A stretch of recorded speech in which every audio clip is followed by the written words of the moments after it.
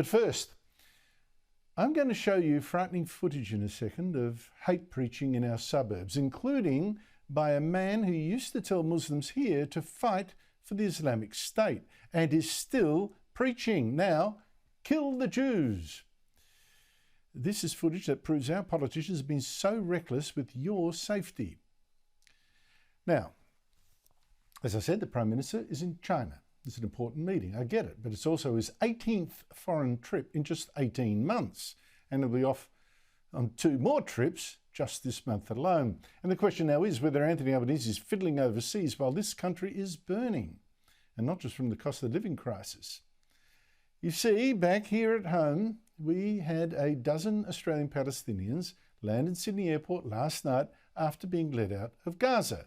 That's run by the Hamas terrorist group and is at war with Israel. And some started this chant. Free, free Palestine! Free, free Palestine! I don't know that that's what we need right now, is it? I mean, more people here adding to the tension that already has many Australian Jews in fear and desperately looking for leadership from their government. And that chant, when Hamas says Palestine must be free as well, what it means Israel must be wiped off the face of the earth. So I'm kind of hoping that the Albanese government has screened very carefully these returnees, given that some actually chose to live under Hamas rule. And I say all that because I think we have been naive or blind for too long, and it's now all coming together in an explosive cocktail. I mean, first we've had mass immigration, bringing in so many people, including more than 120,000 Muslims in just 5 years. Second, the promotion of multiculturalism, telling immigrants, no matter what country they're from, keep your culture.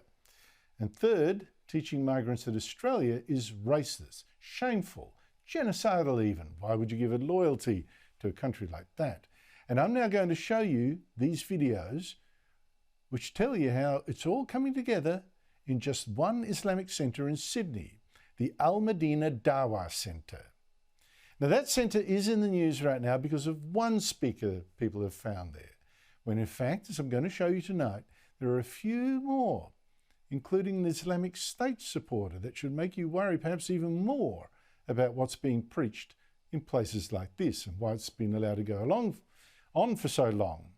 Now, this one preacher that the police are now looking into is someone identified only as Brother Ishmael, who is fired up by this Hamas war on Israel and is calling for Jihad, for Muslims to rally to the black battle flag of Islam. The flag that they talk about that belongs and a symbol for ISIS and Tanzim al-Qaeda, this is the flag of the Muslims. The national flag is not our flag.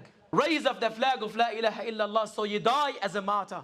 If the Australian government like it or not, if the ASIO likes it or not, if they want to deport me from Australia or not, the jihad is the solution. As you saw, a child there to listen to all that. And be clear, this Brother Ishmael warned Australians as well, do not push him. You are creating a danger to the national security system in Australia.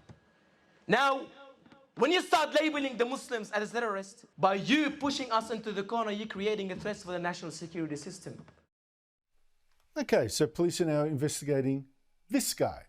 But I want to know why not one Islamic group has denounced this preaching, this threat. In fact, I'm still wondering why I haven't heard a single Australian Muslim organisation denounce the horrific and barbaric slaughter of 1,400 Jews in Israel on October 7. Not a single one. But the problem here is that at this same Al Medina Dawah Centre in Sydney, there was actually a celebration by another speaker, a preacher called Abu Usaid, who used to tell Australians to go fight for the Islamic State, which, as you know, is another incredibly violent Islamist group. The blame here is on the Israelis themselves. They are the invaders, they are the oppressors, they are the colonizers. Don't blame a people who you have bullied for almost 100 years. And when they have had enough, they fight back using your very same tactics. And what a happy sight it was to see that the Muslims of Palestine Palestine were finally happy. And the Muslims around the world felt comfort in this. Oh, finally happy at the slaughter. And Abu Usaid had a warning to Jews, and he cited a passage in the sacred Islamic hadith that says, kill them. To the invading Jews we say, by Allah, the day you will be kicked out of Palestine is coming. A day when the stones and the trees will speak and say, O Muslim, there is a Jew behind me, come and kill him. Now, all this is being openly preached at a Sydney Islamic centre, and one that runs a Saturday school for the kids. And again, here is that preacher sharing his utter hatred of the Jews, referring to those now fighting the terrorists of Gaza. Our brothers and sisters in Gaza are being killed, annihilated by the descendants of apes and monkeys, of swine and monkeys. Now, these speakers say other Muslim groups are too scared, at least of opposition leader Peter Dutton, to speak out as well along these same lines. The ones who claim that they fear no one but Allah, but yet they close their mouth when Peter Dutton threatened them to deport them from Australia. I heard some hours of these tapes. I didn't hear any speakers say they were scared of Labor. But a last point. A couple of speakers at this Sydney centre said, how dare Australians criticise them when Australia was so racist to Aborigines, because they have now bought that anti-Australia propaganda that's recklessly pushed by the left, by politicians, academics, journalists, and of course the Yes campaign for the Voice. Now we say to every individual who says about Hamas is terrorist, did you really forget your dark history? Did you really forget your ancestors, what they did to the native people in this country? How they killed them and how they killed their children? How they raped their women to change their color? But look how Allah subhanahu wa ta'ala exposed them and their friend, the Prime Minister himself. He was exposed for that lie, showed his hypocrisy to the indigenous people of Palestine.